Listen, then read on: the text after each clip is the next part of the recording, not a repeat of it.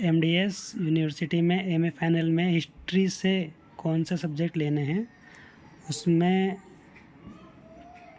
Previous में तो चारों पेपर कंपलसरी है, लेकिन सेकेंड ईयर में ऐसा नहीं है, इसका फिक्स क्राइटेरिया है। इसमें से हम कौन सा सब्जेक्ट लें, तो सबसे पहले आपको पता है इतिहास 3 भागों में बटा हुआ है, प्राचीन इतिहास, मध्यकालीन इतिहास और आधुनिक इतिहास। अब अपन को क्या करना है, इसमें फिक्स क्राइटेरिया है। अगर आपको प्राचीन इतिहास लेना है, मध्यकालीन इतिहास लेना है या आधुनिक इतिहास लेना है। अगर आप प्राचीन इतिहास लेते हैं तो चारों पेपर आपके प्राचीन इतिहास के आएंगे, और आप मध्यकालीन लेते हैं तो चारों पेपर मध्यकालीन के आएंगे। आधुनिक इतिहास अगर आप लेते हैं तो चारों पेपर आधुनिक इतिहास के आएंगे। 4 पेपर एमए प्रीवियस में होते हैं और एमए फाइनल में होते हैं 5 पेपर, लेकिन 4 पेपर तो फिक्स है कि आप प्राचीन इतिहास के ले लो या मध्यकालीन के ले लो या आधुनिक इतिहास के ले लो। तो जैसे यहाँ से यहाँ दिया हुआ है, ये देखो 4 पेपर तो फर्स्ट ईयर में हो गए। अब अपन बात कर लेते हैं ये 5 पेपर की। ये यहाँ पर 5वां पेपर ABC, जो ए वाला भाग है ये प्राचीन इतिहास का है, बी वाला भाग मध्यकालीन इतिहास का है, सी वाला भाग आधुनिक इतिहास का है। तो जब आप ये अगर प्राचीन इतिहास लेंगे तो आपको 5वां पेपर ये लेना पड़ेगा।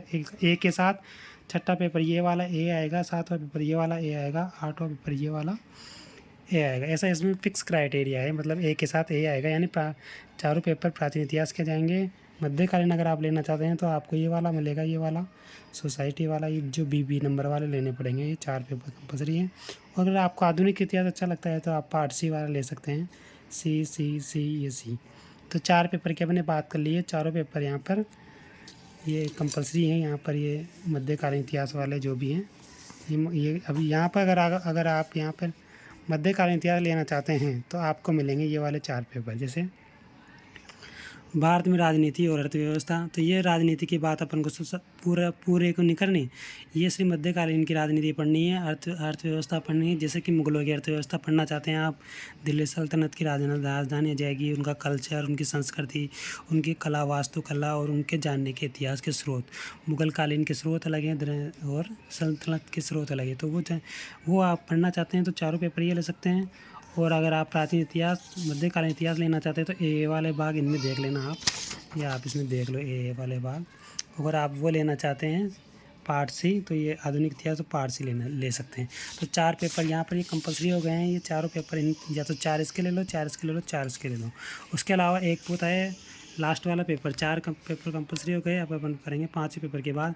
अब आप विचारों का इतिहास ले सकते हैं 5वां पेपर, या फिर भारत में राज्य ले सकते हैं, या भारत में सैन्य इतिहास ले सकते हैं।